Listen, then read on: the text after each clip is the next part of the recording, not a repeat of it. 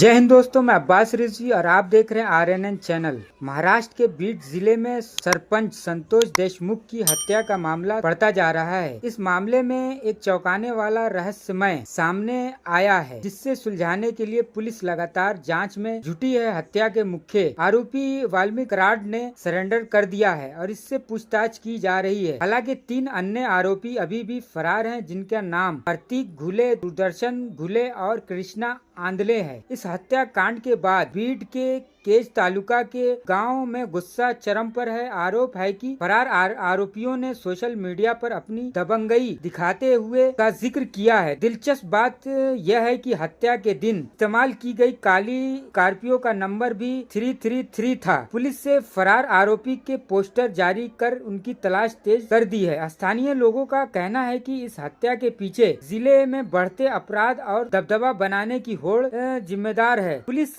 को उम्मीद है कि आरोपियों की गिरफ्तारी से मामले में कई अहम जानकारियां सामने आ सकती हैं। आरोपियों के सोशल मीडिया अकाउंट से ये भी पता चला है कि वो राजनीतिक नेताओं के अनुयायी के तौर पर काम करते थे और धमकी व मारपीट जैसे अपराधों में शामिल थे। बताते चले 33-33 का रहस्य अभी तक अनसुलझा है, लेकिन जांच से जल्द ही सच सामने आने की उम्मीद।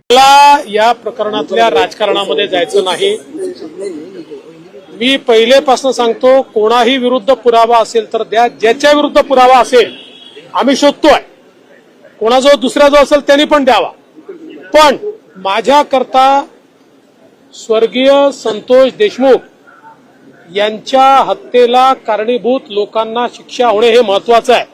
काही लोकांना केवळ राजकारण महत्वाचं आहे, त्यांचं राजकारण त्यांना लखलाभ, त्यांच्या राजकारणाने मला वाटत नाही की काही फार त्याच्यात काही फायदा होईल।